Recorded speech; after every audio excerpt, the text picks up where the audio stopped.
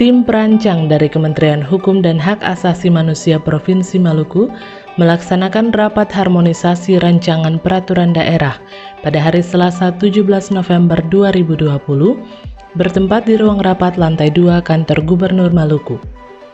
Rancangan peraturan daerah dimaksud di luar program pembentukan peraturan daerah tahun 2020, yaitu sesuai ketentuan pasal 16 ayat 5 huruf A Peraturan Menteri Dalam Negeri Nomor 80 Tahun 2015 tentang pembentukan produk hukum daerah sebagaimana telah diubah dengan Permendagri Nomor 120 Tahun 2018 tentang perubahan atas Permendagri Nomor 80 Tahun 2016 tentang pembentukan produk hukum daerah yang menyebutkan dalam keadaan tertentu DPRD Provinsi atau Gubernur dapat mengajukan rancangan peraturan daerah di luar program pembentukan peraturan daerah atau Prompemperda karena alasan mengatasi keadaan luar biasa, keadaan konflik atau bencana alam. Rapat yang bertujuan dalam rangka pengharmonisasian, pembulatan, dan pemantapan konsep atas rancangan peraturan daerah Provinsi Maluku tentang penerapan disiplin dan penegakan hukum protokol kesehatan sebagai upaya pencegahan dan pengendalian COVID-19 tersebut dipimpin oleh A. Tomalima SHMH selaku Kepala Subbagian Rancangan Produk Hukum Daerah Biro Hukum dan Hak Asasi Manusia Setda Provinsi Maluku, serta dihadiri oleh Kepala Bagian Program dan Hubungan Masyarakat Kementerian Hukum dan HAM Kanwil Maluku, serta tim penyusun rancangan peraturan daerah. Saat diwawancarai, Tomalima mengatakan ranperda yang diproses hari ini terkait dengan penerapan disiplin dan penegakan hukum protokol kesehatan sebagai upaya pencegahan COVID-19 sudah memasuki tahap finalisasi. Ranperda ini diusulkan di luar Prompemperda yang selanjutnya akan ditindaklanjuti di DPRD Provinsi Maluku. Perlu saya jelaskan bahwa rancangan peraturan daerah yang dibahas pada hari ini terkait dengan penerapan disiplin dan penegakan hukum protokol kesehatan sebagai upaya pencegahan dan pengendalian COVID-19. Nah, untuk rapat hari ini sudah masuk pada rapat finalisasi dengan menghadirkan perangkat daerah yang terdiri dari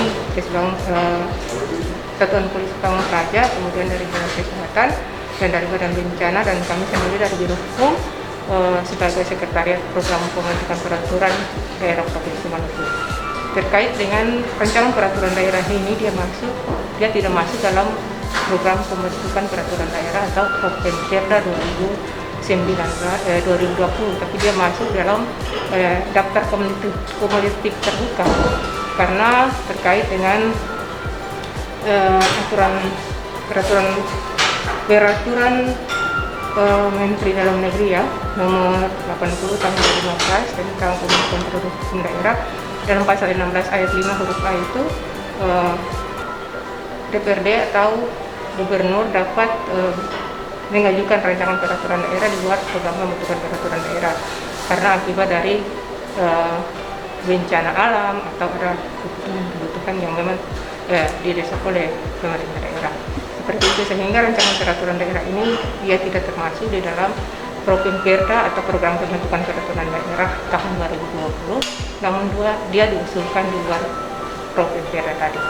Sehingga rancangan peraturan daerah ini akan nanti diusulkan ke DPRD Provinsi Maluku dan jadwal pembahasan terkait dengan rancangan peraturan daerah ini akan ditindaklanjuti oleh DPRD Provinsi Maluku. Saja yang saya sampaikan. Terima kasih. Assalamualaikum warahmatullahi wabarakatuh.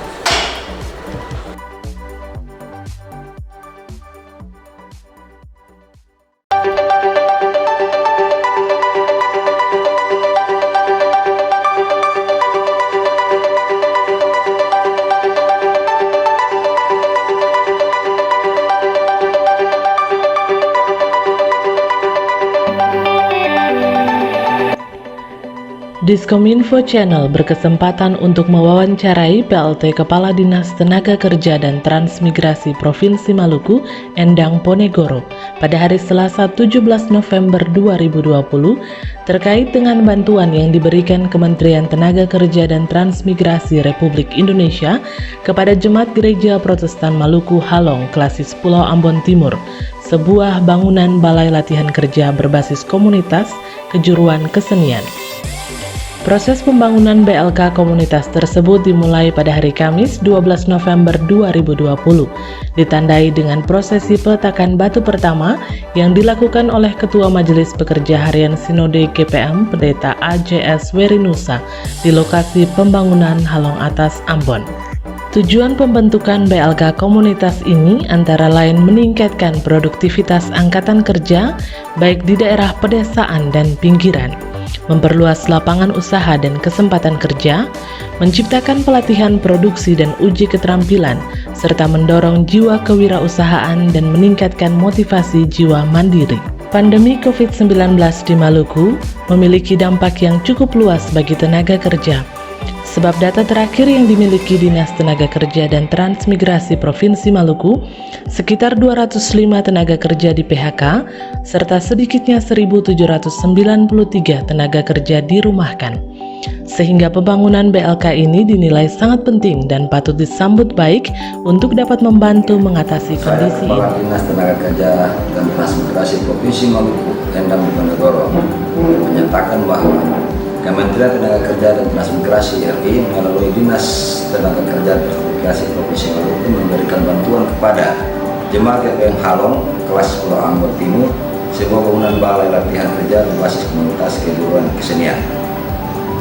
Proses pembangunan BLK komunitas ditandai dengan prosesi peletakan batu pertama yang dilakukan oleh Ketua MPH Sinode GPM Pendeta AJS Werinusa di lokasi pembangunan Halong Atas. Salah satu cara untuk menekan angka pengangguran oleh Kementerian Tenaga Kerja dan Transmigrasi adalah dengan mengintensifikasi pelatihan kerja berbasis kompetensi dengan mengacu pada kebutuhan pasar.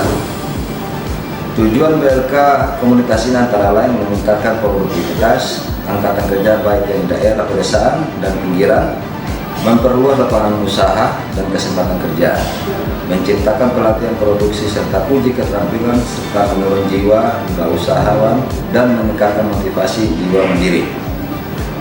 Pandemi COVID-19 di Maluku dampaknya cukup luas bagi tenaga kerja. Sebab data terakhir yang memiliki sekitar 205 tenaga kerja di PHK, serta sedikitnya 1.790 tenaga kerja yang dirumahkan, sehingga pembangunan BLK ini sangat penting dan patut disambut baik untuk mengatakan kondisi ini. Tujuan lain pembangunan ini adalah memberikan bakar keterampilan, keahlian dan vokasi sesuai pasar kerja. Sebab pasar kerja di luar sana membutuhkan skill yang mumpuni. Semoga output BLK ini mampu menghasilkan anak-anak Maluku untuk menjawab tentang chip of musik kota Ambon. Saya juga berharap BLK ini dapat melatih dan mengembangkan potensi dan bakat serta keahlian warga jemaat Halong khususnya dan GPM umumnya untuk meningkatkan kreativitas dan taraf hidup warga gereja. Perlu diketahui bahwa BLK komunitas ini ada dua tempat yang dibangun, yang diberikan bantuan oleh pemerintah pusat, yang satu di Halong dan yang satu di Tiar, sehingga bisa membantu masyarakat yang ada di pedesaan khususnya. Demikian kami sampaikan.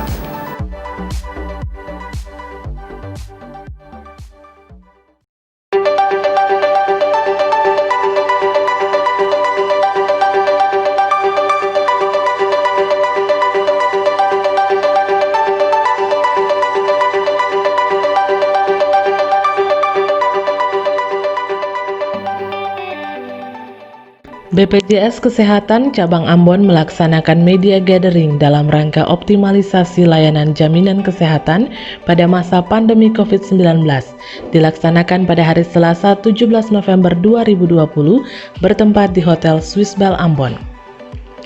Kegiatan tersebut dipimpin oleh Happy serta Rumondang Pakpahan selaku Kepala BPJS Kesehatan Cabang Ambon dan dihadiri oleh rekan-rekan media penyebaran informasi yang ada di kota Ambon. Adapun tujuan pelaksanaan kegiatan ini yaitu membahas terkait kinerja program jaminan kesehatan nasional, Kartu Indonesia Sehat tahun 2019, pandemi COVID-19 dan implikasinya, kemudahan layanan di fasilitas pelayanan kesehatan, kemudahan layanan administrasi, informasi dan pengaduan, serta relaksasi tunggakan iuran. Saat diwawancarai, Pak Pahan menyampaikan, kegiatan yang dilaksanakan merupakan salah satu upaya sosialisasi terhadap program JKN. Seperti yang diketahui, tunggakan iuran di Provinsi Maluku tidak terlalu besar. Yang menjadi kendala yaitu peserta mandiri dan beberapa badan usaha yang mengalami kesulitan di tengah pandemi COVID-19. Oleh karena itu, BPJS Kesehatan membuat program relaksasi tunggakan iuran agar kepesertaan dari peserta mandiri maupun badan usaha tersebut bisa aktif kembali. Baik, hari ini kami mengundang teman-teman dari media. Kami membuat acara media gathering. Tujuannya adalah bagaimana membina hubungan yang baik dengan media. Kami bisa menyampaikan informasi bagaimana program JKN ini terlaksana, khususnya di Provinsi Maluku ini. Harapan kami masyarakat bisa mendapatkan informasi seputar program JKN ini, bisa mendapatkan info yang valid, info yang benar, dan tentu saja ini merupakan bentuk sosialisasi kami terkait program JKN ini. Oleh karena itu kami berharap media-media yang kami undang bisa menjadi corong informasi kami supaya masyarakat terinformasi lebih baik lagi dan bisa mendapatkan manfaat yang sebaik-baiknya terhadap program JKN ini. Itulah tujuan kegiatan ini kami laksanakan. Itu terkait dengan tunggakan iuran di Provinsi Maluku sampai hari ini berapa besar? Kalau tunggakan iuran di Provinsi Maluku ini tidak terlalu besar dibandingkan dengan pembayaran iurannya.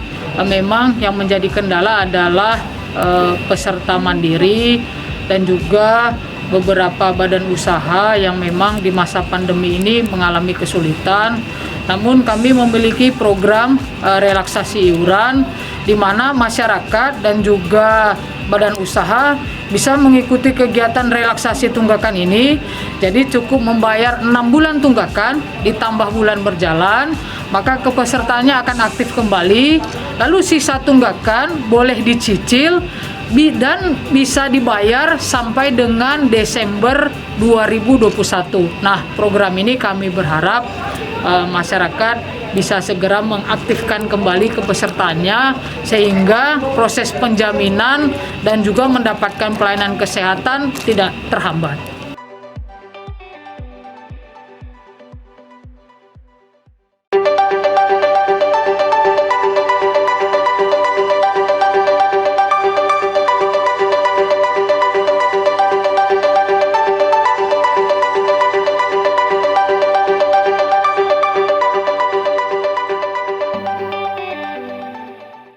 Rekonsiliasi Pendapatan Negara Bukan Pajak atau PNBP Sumber Daya Alam Kehutanan antara Dinas Kehutanan Provinsi Maluku dengan wajib bayar izin usaha pemanfaatan hasil hutan kayu, hutan alam atau hutan tanaman, izin pemanfaatan kayu dan pemegang hak atas tanah triwulan 1, 2, dan 3 tahun 2020 dilaksanakan di Hotel Manise Ambon.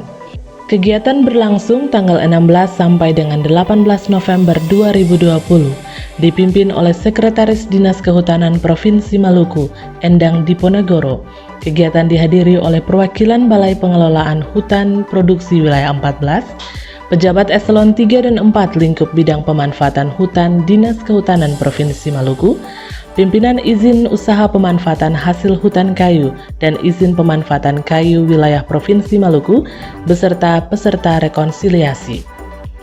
Poin penting dalam pelaksanaan kegiatan ini yaitu untuk memberikan kontribusi terhadap kebenaran pendapatan negara bukan pajak atau PNBP yang dibayarkan oleh perusahaan guna peningkatan kesejahteraan dan pendapatan negara yang lebih baik.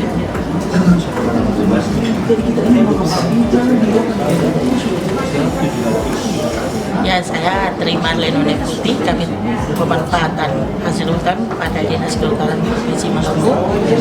Pada hari ini kita mengadakan kegiatan rekonsiliasi penerimaan negara bukan pajak Dinas Kehutanan Provinsi Maluku dengan wajib bayar, di mana wajib bayar itu terdiri atas izin usaha pemungutan hasil hutan pada hutan alam, hutan tanaman, izin pemanfaatan kayu, dan pemegang hak atas tanah. Kita laksanakan kegiatan rekonsiliasi ini, pada triwulan 1 sampai ke 3 dengan maksud untuk mencocokkan data antara Dinas Kehutanan dengan wajib bayar. Para wajib bayar diharapkan bisa memberikan kontribusi dalam rangka peningkatan penerimaan negara bukan pajak, dalam rangka peningkatan kesejahteraan masyarakat. Harapannya sekarang ini kan kita sementara tahu bahwa telah dilaksanakan sesuai dengan keputusan Pak Gubernur, telah dilaksanakan moratorium. Harapannya moratorium ini akan dievaluasi lagi guna memberikan kesempatan kepada para perusahaan untuk dapat bekerja dalam rangka peningkatan penerimaan negara bukan pajak.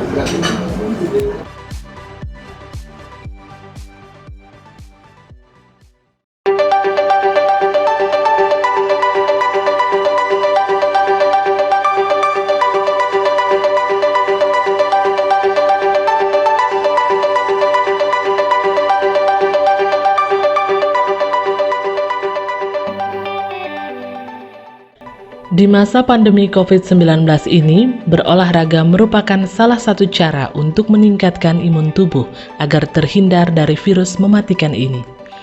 Namun terdapat kendala di sisi lain, seperti banyaknya masyarakat yang berolahraga di lapangan Merdeka dengan tidak menerapkan protokol kesehatan seperti memakai masker dan jaga jarak. Berdasarkan hal tersebut, maka Diskominfo Channel mewawancarai Kepala Dinas Pemuda dan Olahraga Kota Ambon, Richard Luhukai. Saat diwawancarai, Luhukai mengatakan bahwa ia tidak menyarankan masyarakat berolahraga dengan tidak memakai masker. Jika tidak memakai masker, maka hendaknya berolahraga di dalam rumah. Ia berharap agar pengguna fasilitas umum dalam melaksanakan olahraga mandiri maupun berkelompok tetap menerapkan protokol kesehatan. Dengan adanya maraknya aktivitas-aktivitas di luar rumah seperti aktivitas olahraga, sesungguhnya kami tidak menyarankan sebenarnya kalau masyarakat berolahraga itu tidak mau menggunakan masker, harusnya menggunakan masker. Sebab kalau memang masyarakat mau menggunakan masker berolahraga, sebaiknya kalau tidak menggunakan masker itu dilakukan di dalam rumah atau di dalam lingkungan sendiri, bukan di luar.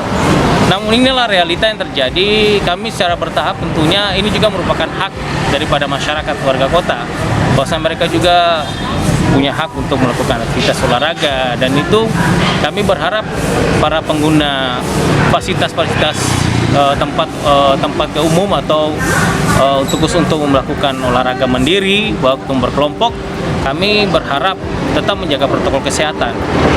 Dan sementara ini sesungguhnya kami sebenarnya sudah melarang untuk sementara waktu, bukan melarang, sementara waktu kegiatan-kegiatan yang sifatnya olahraga yang berkelompok itu belum bisa dilaksanakan. Namun pada kenyataannya masih juga ada beberapa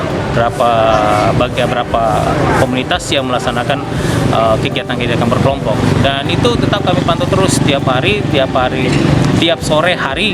Kami turun di lokasi-lokasi fasilitas umum yang digunakan sebagai tempat olahraga, lebih khusus berfokus pada lapangan Patimura sama lapangan Merdeka Ambon. Dan kami temui memang rata-rata tidak menggunakan masker, dan kebanyakan itu kami arahkan untuk selalu menggunakan masker dikala selesai melakukan aktivitas olahraga. Dalam hal ini, dikala mereka melakukan perjalanan kembali pulang selesai, itu tetap masker itu wajib untuk dipakai. Mungkin sementara yang dapat kami laporkan dari tempat ini.